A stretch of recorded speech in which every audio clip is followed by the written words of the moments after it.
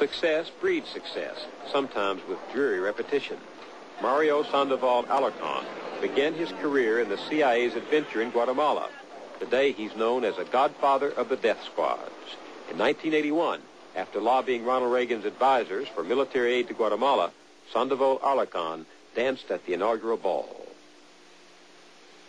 Richard Bissell, another veteran of the Guatemalan coup, went on to become the CIA's chief of covert operations. I looked him up several years ago for a CBS documentary. Cuba, 1961. 7 years after Operation Success in Guatemala, Bissell was planning another CIA covert operation. The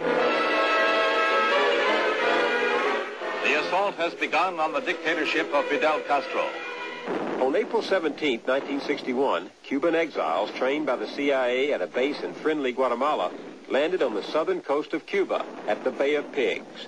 The U.S. had promised air support, but President Kennedy canceled it. The invaders, left defenseless, surrendered. 7 months after the disastrous invasion, Kennedy delivered a major foreign policy address. We cannot, as a free nation, compete with our adversaries in tactics of terror, assassination, false promises, counterfeit mobs, and crises. The president was not telling the truth. Even as he spoke, his administration was planning a new covert war on Cuba. It would include some of the dirty tricks the president said we were above. The secret government was prepared for anything. At one time, the CIA organized a small department known as Executive Action, which was a permanent assassination capability. Well, it wasn't just an assassination capability. It was a capability to discredit or get rid of people. But it could have included assassination. And it did. There were at least 8 documented attempts to kill Castro. He says there were 24. And there was even one effort to put LSD in his cigars. To help us get rid of the Cuban leader, our secret government turned to the mafia, just as we once made use of Nazis. The gangsters included the Las Vegas mafioso John Rosselli, the Don of Chicago, Sam Giancana, and the boss of Tampa, Santo Trafficante.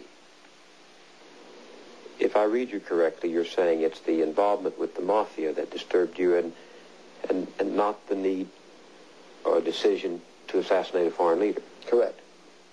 It's a chilling thought, made more chilling by the assassination of John Kennedy.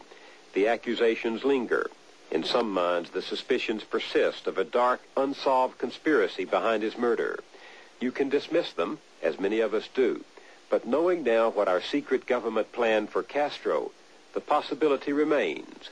Once we decide that anything goes, anything can come home to haunt us. Vietnam, 1968. American soldiers are fighting and dying in the jungles of Southeast Asia.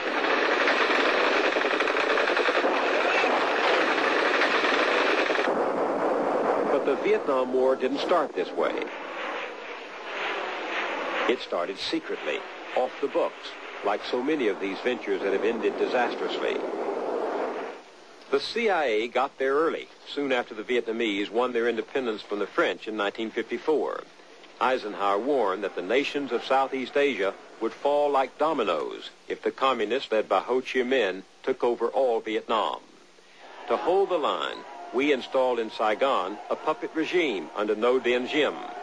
American-trained commandos were used to sabotage bus and rail lines and contaminate North Vietnam's oil supply. President Kennedy sent the Green Berets to Vietnam and turned to full-scale counterinsurgency. He had once said Vietnam was the ultimate test of our will to stem the tide of world communism. By the time of his death, there were 15,000 Americans there. They were called advisors. The secret war was leading only to deeper involvement and more deception. It is my duty to the American people to report that renewed hostile actions against United States ships on the high seas in the Gulf of Tonkin have today required me to order the military forces of the United States to take action in reply. This president was not telling the truth either. The action in the Gulf of Tonkin was not unprovoked. South Vietnam had been conducting secret raids in the area against the North, and the American destroyer, ordered into the battle zone, had advance warning it could be attacked. But Johnson seized the incident to stampede Congress into passing the Gulf of Tonkin resolution. He then used it as a blank check for the massive buildup of American forces. April 1965, 2 battalions of Marines land in South Vietnam, the first of more than 2.5 million Americans to fight there with no congressional declaration of war. The dirty little war that began in secret is reaching full roar.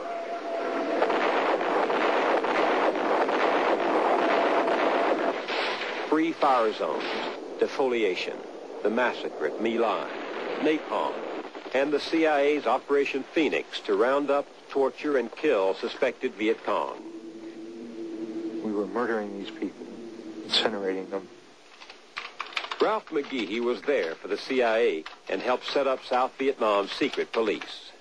My efforts had resulted in the deaths of many people.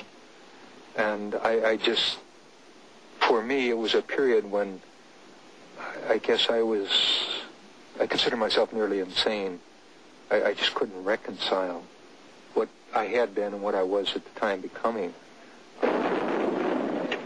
Many of the secret warriors in Southeast Asia had no such doubts or regrets. Some of the team that later joined the Iran-Contra enterprise helped to run the secret war in Laos. Coming in from an altitude of about 2,000 feet. As General Richard Secord later put it, Laos belonged to the CIA. Looking back, it's stunning how easily the Cold War enticed us into surrendering popular control of government to the national security state. We've never come closer to bestowing absolute authority on the president. Setting up White House groups that secretly decide to fight dirty little wars is a direct assumption of the war powers expressly forbidden by the Constitution. Not since December 1941 has Congress declared war. Since then, we've had a police action in Korea, advisors in Vietnam, covert operations in Central America, peacekeeping in Lebanon, and low-intensity conflicts going on right now from Angola to Cambodia. We've turned the war powers of the United States over to where we're never really sure who, or what they're doing, or what it costs, or who is paying for it. The one thing we are sure of is that this largely secret global war, carried on with less and less accountability to democratic institutions, has become a way of life. And now we're faced with a question brand new in our history. Can we have the permanent warfare state and democracy too? A shellfish toxin. In 1975, as the war in Vietnam came to an end, Congress took its first public look at the secret government. Senator Frank Church chaired the Select Committee to study government operations. The hearings opened the books on a string of lethal activities, from the use of electric pistols and poison pellets to mafia connections and drug experiments. And they gave us a detailed account of assassination plots against foreign leaders and the overthrowing of sovereign governments. Yes, it does. We learned, for example, how the Nixon administration had waged a covert war against the government of Chile's president, Salvador Allende, who was ultimately overthrown by a military coup and assassinated. Like Caesar peering into the colonies from distant Rome, Nixon said the choice of government by the Chileans was unacceptable to the President of the United States. The attitude in the White House seemed to be, if in the wake of Vietnam I can no longer send in the Marines, then I will send in the CIA. This remains for me the heart of the matter. The men who wrote our Constitution, our basic book of rules, were concerned that power be held accountable. No party of government and no person in government, not even the president, was to pick or choose among the laws to be obeyed. But how does one branch of government blow the whistle on another? Or how do the people cry foul when their liberties are imperiled if public officials can break the rules, lie to us about it, and then wave the wand of national security to silence us? Can it happen again? You bet it can.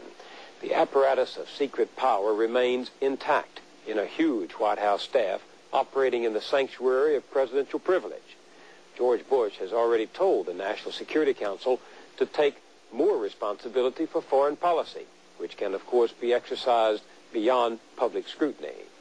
And a lot of people in Washington are calling for more secrecy, not less, including more covert actions. This is a system easily corrupted as the public grows indifferent again and the press is seduced or distracted. So one day, sadly, we're likely to discover once again that while freedom does have enemies in the world, it can also be undermined here at home, in the dark, by those posing as its friends. I'm Bill Moyers. Good night.